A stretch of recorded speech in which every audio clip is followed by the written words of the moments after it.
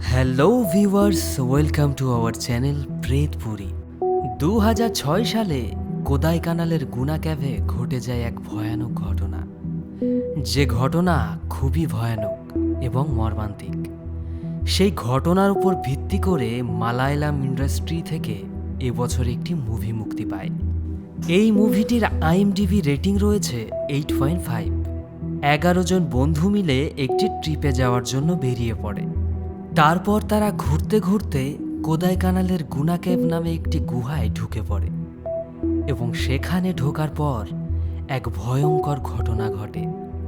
তাদের ওই 11 জনের মধ্যে একজন ওই গুহার মধ্যে থাকা একটি গর্তে পড়ে যায়, যার গভীরতা ছিল 900 মিটারেরও বেশি, যেখান থেকে কারো পক্ষে বেঁচে ফেরা সম্ভব নয়। এরপর কি ঘটতে চলেছে তাদের সাথে, আর ওই গর্তটিকে কেনই বা শয়তানের রান্নাঘর বলা হয়, এই সমস্ত কিছুই জানবো আজকের এই গল্পে। যে গল্প শুধু গল্প নয়, এটি একটি সত্য ঘটনা। এই ঘটনাটি তোমাদের আত্মা কাঁপিয়ে দেওয়ার মতো। তো চলো আর বেশি কথা না বাড়িয়ে শুরু করা যাক।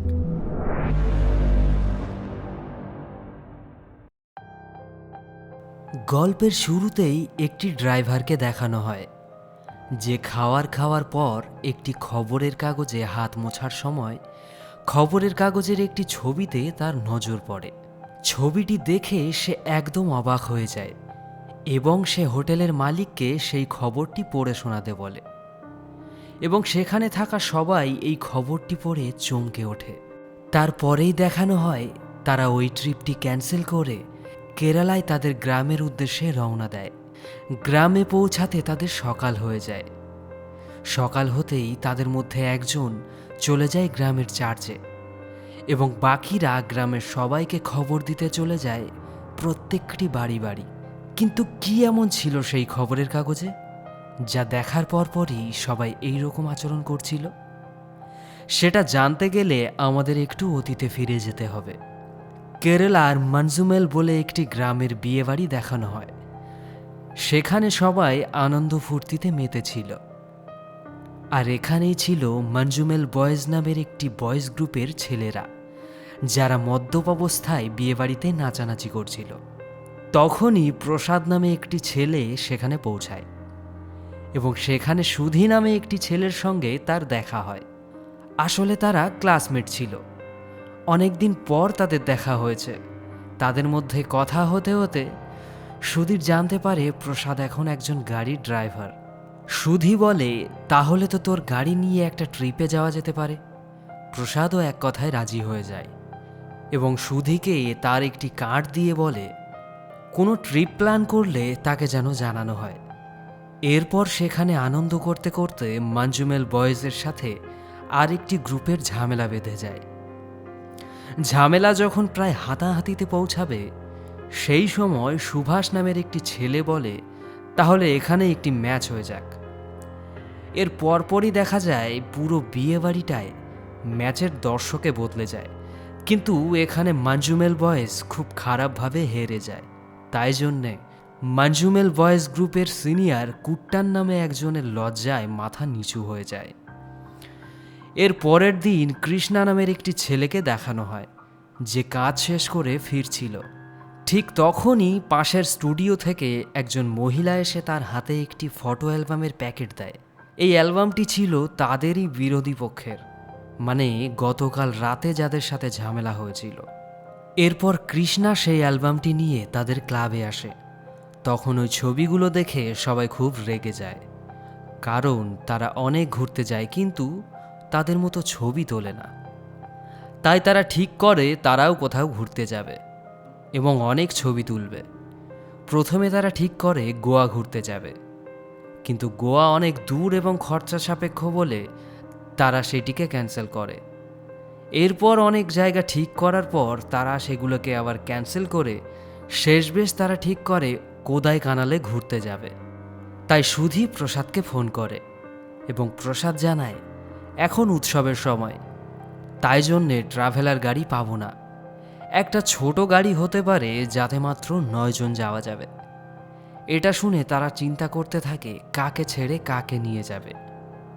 এরপর সুভাষ বলে সে যেতে পারবে না, তাকে দিদিমার বাড়ি যেতে হবে। কিন্তু কুট্টান বুঝতে পারে যে সুভাষের কাছে টাকা না থাকায় সে যেতে চাইছে না। এরপর শেষবেশ তারা 9 জন মিলে ট্রিপের দিন ঠিক করে। কিন্তু ট্রিপের দিন হঠাৎ একজন ছেলে জানায় তার কাজ থাকায় সে যেতে পারবে না। তারপর কুট্টান বলে তারা সুভাষকেই নিয়ে যাবে। তারপর কুট্টান সুভাষকে নিতে আসে আর তাকে টাকা পয়সা নিয়ে চিন্তা ভাবনা করতে বারণ করে, কারণ সে সবার মধ্যে কুট্টানকে একটু বেশিই ভালোবাসত। আর কুট্টান সঙ্গে থাকায় সুভাষের মাও সহজে রাজি হয়ে যায়। এরপর তারা সবাই মিলে তাদের গন্তব্যস্থলে রওনা দেয় আর পথে তারা অনেক মজা করে। পথে তারা এক জায়গায় নেমে একটু খাওয়া দাওয়া করে নেয় আর সেখানে অবস্থিত একটি মন্দির দর্শন করে। আর সেখান থেকে একটা গানের ক্যাসেট কিনে নেয়, যেটা ছিল কামাল হাসানের গুনহা মুভির গান। তারপর তারা ফাইনালি পৌঁছে যায় তাদের গন্তব্যস্থলে, মানে কোদাইকানালে। এখানে তারা অনেক মজা করে, অনেক জায়গা ঘোরে, অনেক ছবিও তোলে। শেষ বেশ আজ তাদের ফেরার দিন। তবে বাড়ির পথে রওনা দেওয়ার আগে সুধি বলে ওঠে তারা তো একটা জায়গা মিস করে গেছে, সেই গুহা যেখানে কামাল হাসানের গুনহা মুভির শুটিং হয়েছিল। এ কথা শুনে তারা সবাই ঠিক করে তারা সেই গুহাতে যাবে। এরপর তারা সবাই এসে পৌঁছায় সেই গুনা ক্যাফেতে। সেখানে পৌঁছে তারা একটা দোকানে কিছু খাওয়া দাওয়া করে। তারপর তারা ঘোরার জন্য বেরিয়ে পড়ে। সেখানে একজন ফটোগ্রাফার তাদের ছবি তুলতে বলে 50 টাকার বিনিময়ে। কিন্তু তারা ক্যামেরাম্যানের হাতে তাদের নিজের ক্যামেরা ধরিয়ে দেয় আর তারা সেখানে অনেকগুলি গ্রুপ ফটো তোলে। এরপর তারা গুহার উদ্দেশ্যে বেরিয়ে পড়ে। কিন্তু তারা দেখে রাস্তা গ্রিল দিয়ে বন্ধ করা আর সেখানে একটি সাইনবোর্ড টানানো রয়েছে যাতে লেখা আছে নিচে যাওয়া বারণ। সবাই এটা দেখে খুব হতাশ হয়ে পড়ে। কিন্তু ঠিক তখনই তারা দেখতে পায় 3টি ছেলে ওই গুহা থেকে বেরোচ্ছে। ওই 3 জন ছেলেকে দেখে তারাও সিদ্ধান্ত নেয় তারাও ওই গুহার মধ্যে যাবে এবং গেট টপকে তারা চলেও যায়। প্রাকৃতিক এই অপরূপ সৌন্দর্য তারা অনেক উপভোগ করছিল। তারা দেখতে পায় পাথরে অনেকে তাদের নাম লিখে গেছে। কৃষ্ণা সেখানে একটি রঙের কৌটো খুঁজে পায়।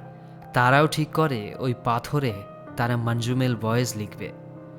মঞ্জুমেল বয়েজ লেখার পর সুভাষ বলে লেখাটা দারুণ হয়েছে, তবে ডেটটা লিখতে হবে। এই বলে সে সামনের দিকে এগোনোর সময় হঠাৎই একটা গর্তে পড়ে যায়। প্রথমে কেউ কিছু বুঝতে না পারলেও পরে সবাই সেই গর্তের সামনে এসে সুভাষকে ডাকতে থাকে। তারা ভাবতে থাকে সুভাষ হয়তো তাদের সাথে মজা করছে। তখনই হঠাৎ করে শত শত বাদুড় সেই গর্ত থেকে বেরিয়ে আসতে থাকে। এসব দেখে তারা অনেক ভয় পেয়ে যায়। উপর থেকে একজন ট্যুরিস্ট গাইড ক্যাব থেকে এত পরিমাণ বাদুড় বেরোতে দেখে অনেক ঘাবড়ে যায়। তার তাকানো দেখেই বোঝা যায় এটা কতটা ভয়ানক বিষয়। আর এদিকে সব ছেলেরা ক্যামেরার ফ্ল্যাশ জ্বালিয়ে গর্তের ভেতর দেখার চেষ্টা করছিল। তবে গর্তের ভেতরটা এতটাই অন্ধকার ছিল যে তারা ক্যামেরার ফ্ল্যাশ জ্বালিয়েও কিছুই দেখতে পারছিল না। তখনই তাদের মধ্যে একজনের পায়ে লেগে একটি পাথর সেই গর্তে পড়ে যায়। আর সেই পাথরের শব্দ শুনে তারা বুঝে যায় এই গর্তটা কোনো সাধারণ গর্ত না। এই গর্তের শেষটা কোথায় তা তারা কল্পনাও করতে পারছিল না। এসব দেখে অবিনাশ নামে একটি ছেলে অনেক বেশি ভয় পেয়ে যায় এবং বারবার বলতে থাকে সুভাষ আমাদের ছেড়ে চলে গেছে, সুভাষ আমাদের ছেড়ে চলে গেছে। এই বলে সে নিজেও সেই গর্তের দিকে এগোতে থাকে। অবিনাশের অবস্থা দেখে সবাই বলতে থাকে তাকে এখান থেকে নিয়ে যেতে, কারণ সেও যে কোনো মুহূর্তে এই গর্তে ঝাঁপ দিতে পারে। সিজু নামের একটি ছেলে তাকে নিয়ে ক্যাব থেকে বেরিয়ে আসে। ততক্ষণে সেই ট্যুরিস্ট গাইড ওখানে চলে আসে আর জিজ্ঞাসা করে ওখানে কি হয়েছে। সবাই কাঁদো কাঁদো স্বরে বলতে থাকে সুভাষ একটি গর্তে পড়ে গেছে। এটা শুনে ট্যুরিস্ট গাইড অনেক ঘাবড়ে যায় এবং তাদের বলতে থাকে যত তাড়াতাড়ি সম্ভব এখান থেকে চলে যেতে। ট্যুরিস্ট গাইডের কথায় কুট্টান অনেক রেগে যায় এবং সবাইকে বলতে থাকে তাড়াতাড়ি বাইরে গিয়ে অন্য মানুষের কাছ থেকে সাহায্য নিতে। এই কথা শুনে চারজন বন্ধু তাড়াতাড়ি দৌড়ে বাইরে বেরিয়ে আসে। বাইরে এসে তারা সেই ফটোগ্রাফারকে দেখতে পায়। তার হাতে পায়ে ধরে বলতে থাকে তাদেরকে সাহায্য করতে। তাদের এক বন্ধু গর্তে পড়ে গেছে। এই কথা শোনা মাত্রই ফটোগ্রাফার একদম চমকে যায় আর বলতে থাকে এখন আর কেউ তাদের সাহায্য করবে না। তার বন্ধু ওখান থেকে আর বেঁচে ফিরতে পারবে না। ওই চারজন বারবার ফটোগ্রাফারের কাছে আকুতি মিনতি করতে থাকে। তখন ফটোগ্রাফার তাদের বলে, ফরেস্ট গাইড এখনই বাইরে গেল, তাড়াতাড়ি গিয়ে তাকে খবর দাও। তখন তারা তাড়াতাড়ি ফরেস্ট গাইডকে খুঁজতে বেরিয়ে পড়ে, কিন্তু কোথাও ফরেস্ট গাইডকে খুঁজে না পেয়ে তারা দৌড়ে চলে আসে আবারও সেই দোকানে যেখান থেকে তারা খাবার খেয়েছিল। দোকানদারকে বলতে থাকে তাদের বন্ধু গুনা ক্যাভের গর্তে পড়ে গেছে। দোকানদারও এই কথা শুনে ঘাবড়ে যায় আর বলতে থাকে এখন সাহায্য চেয়ে কোনো লাভ নেই, তোমরা যত তাড়াতাড়ি সম্ভব গ্রামে ফিরে যাও। এখানে থাকলে তারা অনেক সমস্যায় পড়তে পারে।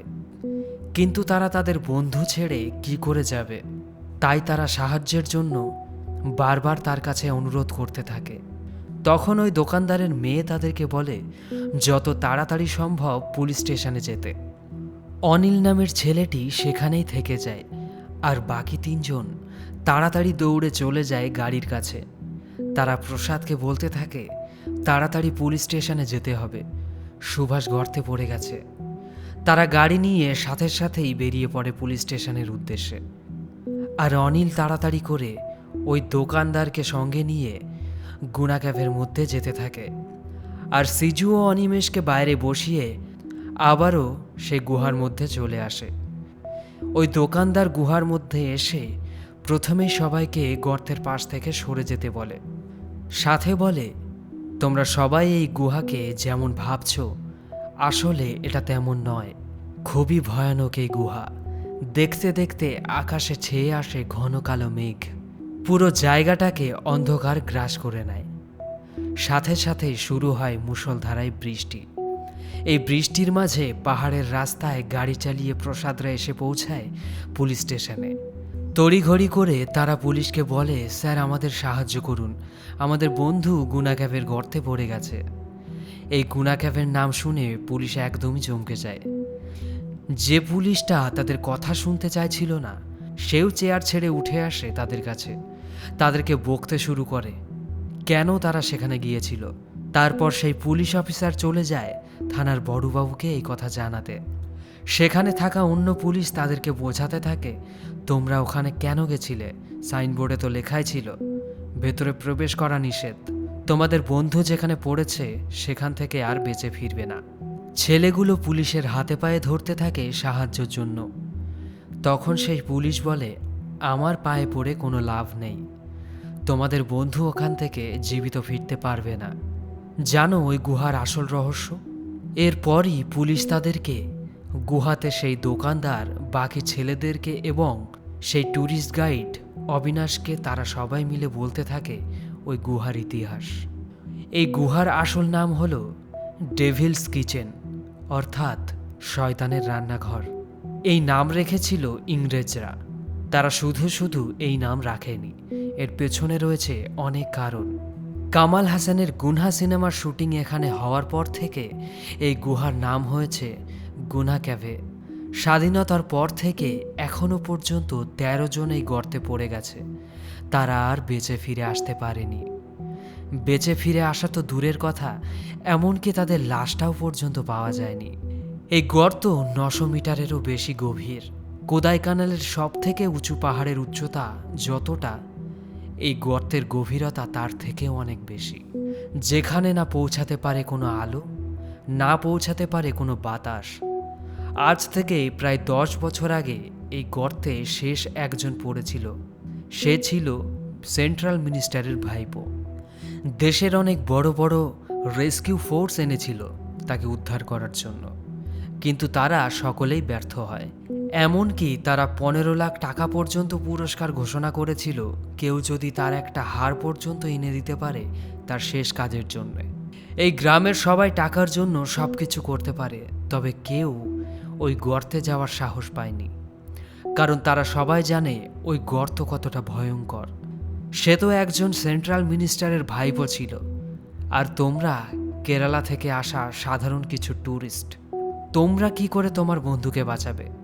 গুহার এই সব ইতিহাস শুনে সবাই ভয়ে আরো ঘাবড়ে যায়।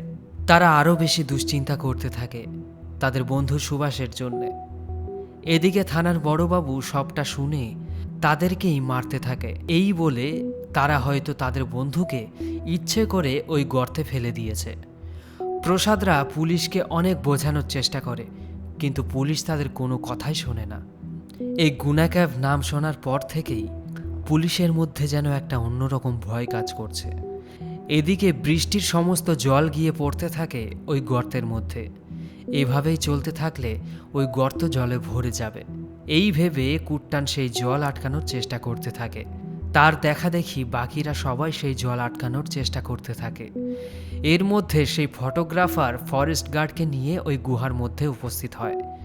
ওই ফরেস্ট গার্ড আর দোকানদার মিলে সবাইকে ওই গর্তের পাশ থেকে সরে আসতে বলে, কারণ যে কোনো মুহূর্তে ওই গর্তে পড়ে যেতে পারে।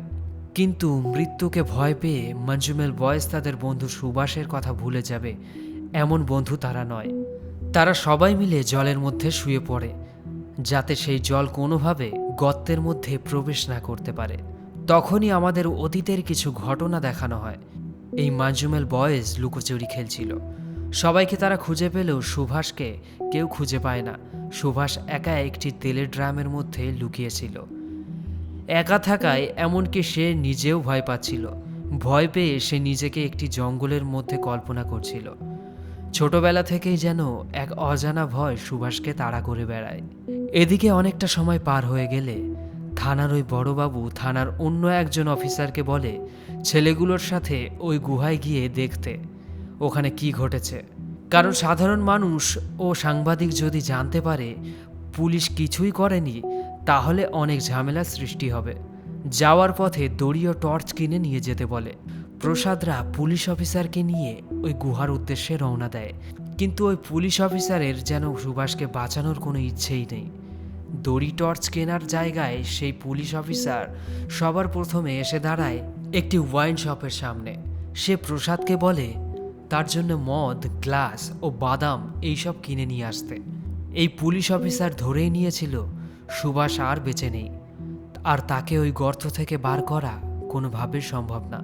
তাই সেই পুলিশ অফিসারের মধ্যে সুভাষকে বাঁচানোর কোনো আগ্রহই নেই। আর সেই অসহায় ছেলেগুলো তার বন্ধুকে বাঁচানোর জন্যই পুলিশ অফিসারের কথা মতো মদ কিনতে যায়। তাদের বন্ধু বেঁচে আছে নাকি মারা গেছে তাও তারা জানে না। এই অবস্থাতে তাদের এখন দাঁড়াতে হচ্ছে মদের দোকানের লাইনে। এরপরই আবারও আমাদের অতীতের কিছু ঘটনা দেখানো হয়, যেখানে ছোটবেলায় মঞ্জুমেল বয়েজ সকলেই গেছিল নদীর ধারে স্নান করতে। সবাই আনন্দের সাথে একসাথে নদীতে ঝাঁপ দিলেও সুভাষ ঝাঁপ দেয় না। সে অনেক ভয় পাচ্ছিল। ছোটবেলা থেকেই সুভাষ এই সব অ্যাডভেঞ্চার অনেক ভয় পেত। তবুও তার সব বন্ধুদের কথা মতো সেও নদীতে ঝাঁপ দিয়ে দেয়। আর তখনই আমরা দেখতে পাই সুভাষ কীভাবে ওই গর্তের মধ্যে পড়ে গিয়েছিল। এই দৃশ্যটা যে কতটা ভয়ানক তা ভাষায় বর্ণনা করার মতো নয়। তবে ভাগ্যবশত সুভাষ ওই গর্তের একদম তলায় না আটকে গেছিল একটি পাথরের উপর। সে গুরুতরভাবে আহত হয়। ওই গর্তটা যে কতটা ভয়ানক তা আমরা ভালোভাবেই বুঝতে পারি। পুলিশ মদ্যপান করতে করতে এসে পৌঁছায় গুনা ক্যাভেতে। সবাই দৌড়ে তাদের কাছে গেলেও পুলিশের মধ্যে যেন কোনো উত্তেজনাই নেই। সব ছেলেরা অসহায়ের মতো পড়ে আছে সেই গর্তের পাশে। পুলিশ অফিসার একটি টর্চ জ্বালিয়ে গর্তের ভেতর দেখার চেষ্টা করে আর সুভাষের নাম ধরে 2-1 বার ডাকে। তারপর সে সবাইকে এখান থেকে চলে যেতে বলে। সে বলতে থাকে তাদের বন্ধু আর বেঁচে নেই, এখানে বসে থেকে আর কোনো লাভ নেই। তাই সে সবাইকে গুহার মধ্যে থেকে বেরিয়ে যেতে বলে। সাথে সে নিজেও চলে যাওয়ার জন্য প্রসাদকে গাড়ি বার করতে বলে, কিন্তু প্রসাদ গাড়ি বার করতে অস্বীকার করে। পুলিশ অফিসার তাকে ভয় দেখাতে থাকে। প্রসাদ বলে গাড়ি জ্বালিয়ে দিলেও সে গাড়ি বার করবে না। পুলিশ অফিসার উল্টে প্রসাদকেই মারতে থাকে। তখনই ওই দোকানদার পুলিশ অফিসারকে বলতে থাকে, আপনি তো সবেমাত্র এলেন, এখনই কোনো চেষ্টা না করে আপনি কি করে চলে যাচ্ছেন? বৃষ্টি কিছুক্ষণের মধ্যেই কমে যাবে, তখন উদ্ধার কাজ শুরু করা যাবে। এখানে অনেক সাধারণ মানুষ উপস্থিত আছে, তাই বাধ্য হয়েই পুলিশ অপেক্ষা করতে থাকে বৃষ্টি কমার। আজ যেন মুষলধারে বৃষ্টি হয়েই যাচ্ছে। অনেকটা সময় অতিক্রান্ত হওয়ার পর আস্তে আস্তে বৃষ্টি থেমে যায়। বৃষ্টি থামার পর পুলিশ অফিসারটি আবারও সুভাষকে ডাকাডাকি করতে থাকে, কিন্তু তার কোনো সাড়া শব্দ কেউ পায় না। পুলিশটি আবারও সবাইকে ওই গুহা থেকে বাইরে বেরিয়ে যেতে বলে। সে বলতে থাকে, এতটা সময় পেরিয়ে গেছে, এখন আর কিছু করার নেই। সে সবাইকে জোর করতে থাকে এখান থেকে চলে যাওয়ার জন্য। ঠিক তখনই একজন ওই গর্তের সামনে শুয়ে চিৎকার করে পাগলের মতো সুভাষকে ডাকতে থাকে। অন্যদিকে দেখানো হয় সুভাষকে, যে ভীত ও আহত অবস্থায় ওই গুহাতে হেঁটে বেড়াচ্ছে। সে গুহার নিচ থেকে সেই দৃশ্যটাই দেখছে যখন তারা গুহার সামনে এসে চিৎকার করছিল। সুভাষ তাদেরকে চিৎকার করে ডাকতে চাইছে, কিন্তু কিছুতেই ডাকতে পারছে না। তার চিৎকার যেন কেউ শুনতেই পাচ্ছে না।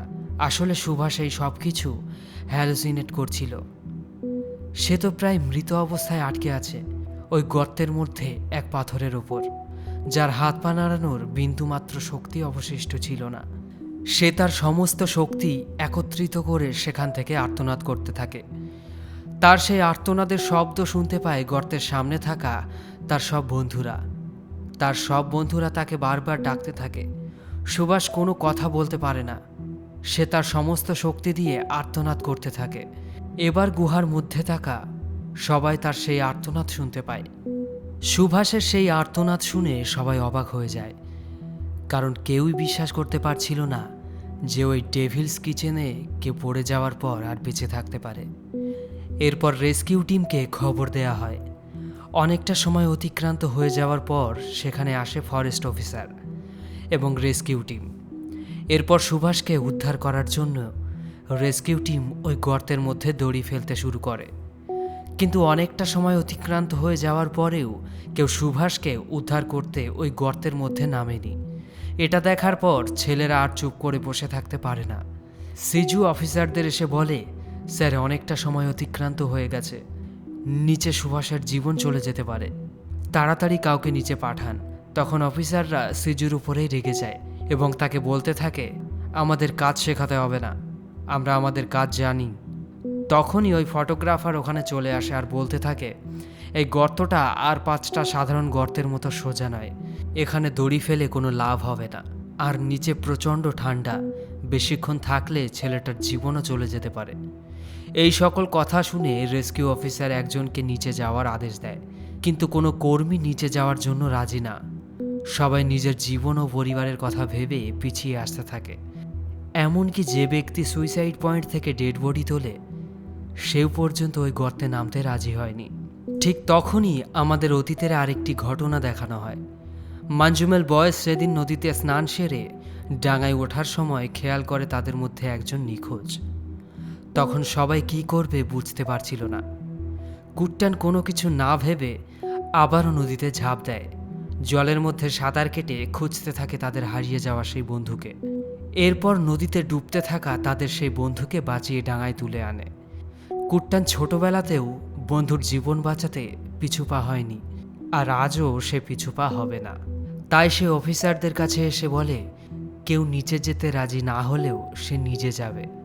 অফিসার তখন তাকে ধমক দিয়ে সেখান থেকে চলে যেতে বলে, কিন্তু সে বলে, স্যার, আপনারা অনেকক্ষণ ধরে চেষ্টা করছেন, কিন্তু কেউ নিচে যেতে চাইছে না, আমি যেতে চাই ওই গর্তের মধ্যে। পুলিশ অফিসার তখন তাকে ভয় দেখাতে থাকে আর বলে, এখানে হিরো সাজার কোনো দরকার নেই, ট্রেনিং প্রাপ্ত অফিসাররাই নিচে যেতে ভয় পাচ্ছে, এমনকি যে সুইসাইড পয়েন্ট থেকে লাশ তোলে সেও পর্যন্ত নিচে যেতে ভয় পাচ্ছে, আর তুমি নিচে যাবে? তখন সেই দোকানদার ওখানে চলে আসে আর বলতে থাকে, স্যার, কেন আপনি ওকে ভয় দেখাচ্ছেন? কেউ নিচে যেতে রাজি হচ্ছে না, গর্ত থেকে তাকে বাঁচানো আপনাদের ডিউটি, কিন্তু আপনারা কেউ আপনাদের ডিউটি পালন করছেন না, আর এখন যখন সে নামতে চাইছে তাকেও কেন নামতে দিচ্ছেন না? গ্রামবাসীদের সবার উপস্থিতি দেখে রেস্কিউ অফিসার কুট্টানকে জিজ্ঞাসা করে, নিচে যাওয়াটা কিন্তু আরেকটি রিস্কের, তুমি ভেবেচিন্তে সিদ্ধান্ত নিচ্ছ তো? তখন সুধী কুট্টানকে বলে, কি রে ভাই, নিচে যাওয়া অনেক রিস্কের, তুই ভেবেচিন্তে সিদ্ধান্ত নিচ্ছিস তো? তখন কুট্টান সুধীকে উল্টে প্রশ্ন করে বলে, তুই হলে কি করতিস? সুধী কিছুক্ষণ চুপ থাকার পর বলে, তুই নিচে না গেলেও নিচে আমি যেতাম। বন্ধুকে বাঁচানোর জন্য তারা সবাই মরিয়া হয়ে ওঠে। অবশেষে শুরু হয় উদ্ধার কার্য। কুট্টানের গায়ে দড়ি বেঁধে তাকে ধীরে ধীরে নামানো হয় ওই গর্তের মধ্যে।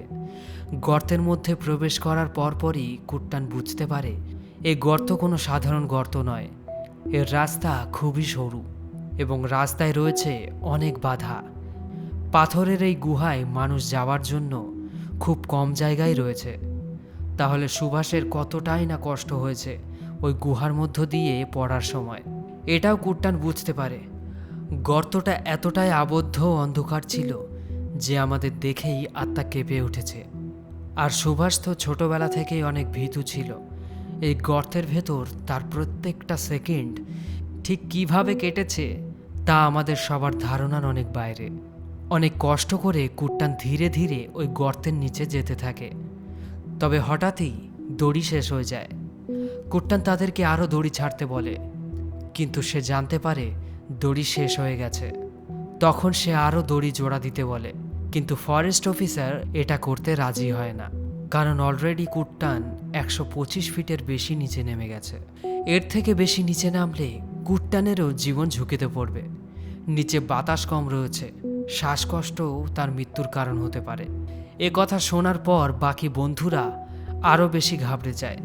তখন গ্রামের একজন লোক তাদের আশ্বাস দিয়ে বলে, চিন্তা করো না, আজ অনেক বৃষ্টি হয়েছে, বৃষ্টির জল অনেক নিচে নেমে গেছে, আর বৃষ্টির জলের সাথে বাতাসও গর্তের অনেক নিচে পর্যন্ত গেছে। কিন্তু ফরেস্ট অফিসার আরও একজনের জীবনের ঝুঁকি নিতে চায় না, তাই তারা কুট্টানকে আবারও উপরে তুলতে শুরু করে। কুট্টান জোরে জোরে চিৎকার করে বলতে থাকে তাকে উপরে না তুলতে, আরও দড়ি জোড়া দিয়ে তাকে আরও একটু নিচে নামাতে। সে সুভাষের কথা এখনও স্পষ্ট শুনতে পাচ্ছে, কিন্তু ফরেস্ট অফিসাররা কেউই তার কথা শুনতে রাজি নয়। কোনো উপায় না পেয়ে কুট্টান বলতে থাকে, যদি তাকে ওপরে তোলা হয় সে তার দড়ি খুলে ফেলবে, এত দূরে এসে সে তার বন্ধুকে না নিয়ে ফিরবে না। বাধ্য হয়ে আরও দড়ি জোড়া দেয়া হয়। এভাবেই আরও অনেকটা নিচে নামানো হয় কুট্টানকে। এইভাবে অনেক কষ্ট করে নিচে নামতে নামতে কুট্টান সুভাষকে দেখতে পায়, যে ভীষণভাবে আহত হয়ে একটি পাথরের উপর পড়ে আছে। সুভাষকে দেখতে পেয়েই সে তাড়াতাড়ি নিচে নেমে সুভাষের কাছে চলে আসে। সে সুভাষকে খুঁজে পেয়েছে এই কথা উপরে চিৎকার করে সবাইকে জানায়, এবং এটাও বলে সুভাষের পক্ষে দড়ি ধরে উপরে ওঠা সম্ভব নয়। তাই সে কোনোভাবে সুভাষকে নিজের সঙ্গে বেঁধে নেয়।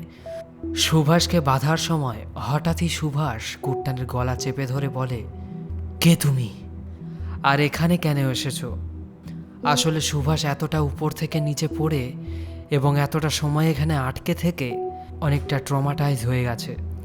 সে সব কিছুই হ্যালুসিনেট করছে। সুভাষ এভাবে কুট্টানকে গলা চেপে ধরায় তারা ওই পাথর থেকে আরও নিচে পড়তে থাকে। আর এভাবেই দড়িতে হঠাৎ টান লাগায় রেস্কিউ অফিসারদের হাত থেকে দড়িটা ছুটতে থাকে। ঠিক তখনই সব বন্ধুরা দৌড়ে এসে ওই দড়িটা ধরে নেয়, আর তারা আস্তে আস্তেই দড়িটি টেনে তাদের দুজনকে ওপরের দিকে তুলতে থাকে। আসলে গর্তটা সোজা নয়, অনেক আঁকাবাঁকা, তাই তাদের দুজনকে উপরের দিকে তোলাটাও ছিল অনেক বেশি কঠিন। তারা এইভাবেই অনেক কষ্ট করে তাদের দুজনকে উপরের দিকে তুলতে থাকে।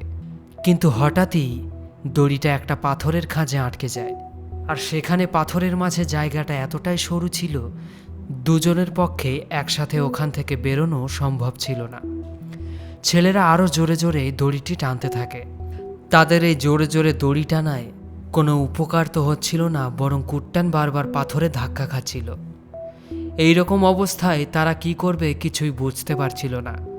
ইতিমধ্যেই অবিনাশ নামের ওই ছেলেটি এসে হাজির হয় ঠিক ওই গর্তের ওপর। তাকে ওই অবস্থায় দেখে বাকি বন্ধুরা অনেক ঘাবড়ে যায়। তারা জানে অবিনাশের মাথা ঠিক নেই, সে যখন তখন ওই গর্তের ভেতরে ঝাঁপ দিতে পারে। তাই তারা অবিনাশকে বলতে থাকে সেখান থেকে সরে যেতে, বাইরে গিয়ে অপেক্ষা করতে। কিছুক্ষণের মধ্যে তারা সুভাষকে নিয়ে উপরে চলে আসবে, কিন্তু অবিনাশ তাদের কোনো কথাই শুনতে চায় না। অবিনাশ বিষয়টা বুঝতে পেরেছে, কেন দড়ি টানা সত্ত্বেও তারা উপরে আসতে পারছে না। তখন অবিনাশ সবাইকে বলে দড়িটা আর একটু লুজ করতে। আর তখনই মঞ্জুমেল বয়েজের দড়ি টানার প্র্যাকটিস কাজে লাগে। তারা ঠিক তাদের নিজস্ব পজিশন নিয়ে নেয়। এরপর তারা আস্তে আস্তে দড়িটিকে লুজ করে, আর এক ঝাটকাতেই কুট্টান ও সুভাষকে ওপরে তুলে আনে। সুভাষের এমন অবস্থা দেখে তারা সবাই অনেক কষ্ট পায়, তবে তারা এটা ভেবে অনেক খুশি হয় যে তাদের বন্ধু বেঁচে আছে এবং তারা তাকে এই ডেভিলস কিচেন থেকে বার করে আনতে সক্ষম হয়েছে। এরপর সুভাষকে নিয়ে দৌড়ে তারা বেরিয়ে যায় ওই গুহা থেকে। তারপর উপরে এসে বসে তাকে নিয়ে। তখনই গ্রামের এক মহিলা এসে সুভাষের পায়ে প্রণাম করে বলে, তুমি মৃত্যুর মুখ থেকে ফিরে এসেছো, তাই তুমি ঈশ্বরের সমান। সাথে সাথেই সুভাষকে নিয়ে যাওয়া হয় হসপিটালে। সেখানে তার ট্রিটমেন্ট করা হয়। তার শরীরে অনেক ফ্র্যাকচার হয়েছে, অনেক চোট পেয়েছে, আর তার সবার আগে ট্রমা কেয়ারের প্রয়োজন, যেটা কুদাইখানালে নেই। সাথে সাথেই তারা সুভাষকে নিয়ে রওনা দেয় শহরের উদ্দেশ্যে। ঠিক তখনই কিছু সাংবাদিক এসে কুট্টানকে একটা ইন্টারভিউ দিতে বলে। সাংবাদিকরা কুট্টানের কাছ থেকে জানতে চায় সে কিভাবে তার জীবন বাজি রেখে তার বন্ধুকে বাঁচিয়েছে। কিন্তু কুট্টানের কাছে সব থেকে আগে হলো তার বন্ধু সুভাষের চিকিৎসা। তাই সে ইন্টারভিউ দিতে রাজি না হয়ে সোজা বেরিয়ে যায় কেরালা, তাদের গ্রামের উদ্দেশ্যে। কুট্টান চাইলেই রাতারাতি ইন্টারভিউ দিয়ে ফেমাস হয়ে যেতে পারত, কিন্তু তার কাছে তার বন্ধু সুভাষের চিকিৎসা সব থেকে বেশি জরুরি। এরপর তারা এসে সুভাষকে হসপিটালে ভর্তি করে। সুভাষের মা এসে ছেলের এইরকম অবস্থা দেখে এক কথায় কুট্টানকেই দায়ী করে, কারণ সে এসেই বাড়ি থেকে সুভাষকে ডেকে নিয়ে গেছিল ওই ট্রিপের জন্যে। সুভাষের মা কুট্টানকে অনেক বাজে কথা বলতে থাকে। তিনি বলেন, তোমার এত বয়স হয়ে গেছে, বিয়ে করে সংসার করার বদলে তুমি এই বাচ্চা ছেলেগুলোর জীবন নষ্ট করছো। কুট্টান এই ঘটনার সব দায় নিজের মাথায় নিয়েও একবারের জন্যেও বলে না যে সুভাষকে সে নিজেই গর্ত থেকে বাঁচিয়েছে। কৃষ্ণা তার ক্যামেরাটা দিয়ে যায় স্টুডিওতে তাদের ট্রিপের ওই ছবিগুলো বার করার জন্য। সিজুও তার কাজে যুক্ত হয়ে গেছে।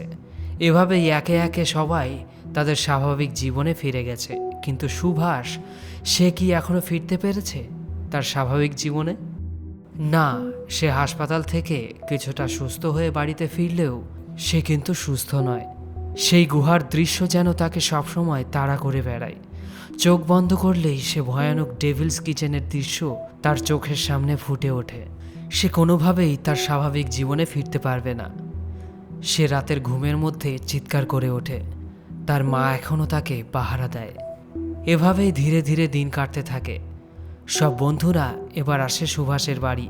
তারা তাদের ট্রিপের ওই ছবিগুলো দেখতে থাকে। সুভাষ অনেক চেষ্টা করছে তার স্বাভাবিক জীবনে ফিরে আসার। এরপরই বর্তমান সময় দেখানো হয় ওই ড্রাইভারকে, যে হোটেলে পেপারটা দেখছিল। সেখানে ছিল সুভাষ ও কুট্টানের ছবি, যেখানে লেখা ছিল কিভাবে কুট্টান নিজের জীবন বাজি রেখে তার বন্ধু সুভাষকে বাঁচিয়েছে। তারা এই নিউজ পড়ে সোজা গ্রামে ছুটে আসে। চার্চে গ্রামের সবাইকে ডেকে এই খবর জানানো হয়। চার্চের ফাদার জানায় এই খবর কোনোভাবেই শুধুমাত্র মঞ্জুমেলে রাখা যাবে না। মিডিয়াকে ডেকে এই মহান কাজের খবর সারা দেশে ছড়িয়ে দিতে হবে। কুট্টানের এই সকল কথা জানতে পেরে গ্রামের সকল লোক কুট্টানের বাড়ির সামনে এসে উকি মেরে তাকে দেখতে থাকে। কুট্টান কিছুতেই বুঝতে পারে না সবাই কেন এরকম করছে। সুভাষের মাও ওখানে চলে আসে আর কান্না করে কুট্টানের কাছে ক্ষমা চায়। বলতে থাকে সে না বুঝে কত কিছুই না তাকে বলেছে। ছেলের জীবন বাঁচানোর জন্য কুট্টানকে ধন্যবাদও জানায়। আর অবশেষে কুট্টানও তার গিল্ড থেকে বাইরে বেরিয়ে আসতে সক্ষম হয়। আজ কুট্টানের সাহসিকতার পরিচয় পুরো গ্রাম পেয়ে গেছে। এরপর আরও কিছুদিন কেটে যায়। গুনা ক্যাভের ওই গর্তটাকে আজ ফরেস্ট ডিপার্টমেন্ট থেকে নেট দিয়ে বন্ধ করে দেয়া হচ্ছে, যাতে আর কারো অবস্থা সুভাষের মতো না হয়। তবে গুনা ক্যাভ আজও ঠিক আগের মতোই রয়েছে, আগের মতোই মায়াবী, সুন্দর এবং ভয়ানক। যে গুহাতে রয়েছে শত শত মানুষের স্মৃতি, আর শত শত স্মৃতির মাঝেই রয়েছে সুভাষ অর্থাৎ মঞ্জুমেল বয়েজের সেই স্মৃতি। আর এখানেই এই মুভিটির সমাপ্তি ঘটে। এই মুভিটির শেষে দেখানো হয় রিয়েল লাইফের মঞ্জুমেল বয়েজদের তাদের এই কোদাই কানালের ট্রিপের সমস্ত ছবিও। আর হ্যাঁ, কুট্টানের ভালো নাম সিজু ডেভিস। 2008 সালে সিজু ডেভিসকে তার এই স্বার্থহীনভাবে বন্ধুকে বাঁচানোর জন্য জীবন রক্ষা পদক দিয়ে ভূষিত করা হয়। তো যাও, আর দেরি কিসের, ফটাফট দেখে ফেলো মালায়ালাম ইন্ডাস্ট্রি থেকে মুক্তিপ্রাপ্ত মুভি মঞ্জুমেল বয়েজ। আর আমাদের ভিডিওটি কেমন লাগলো কমেন্টের মাধ্যমে অবশ্যই জানিও। আর আমাদের চ্যানেলটি ভালো লাগলে অবশ্যই সাবস্ক্রাইব করে আমাদের পাশে থেকো। ধন্যবাদ।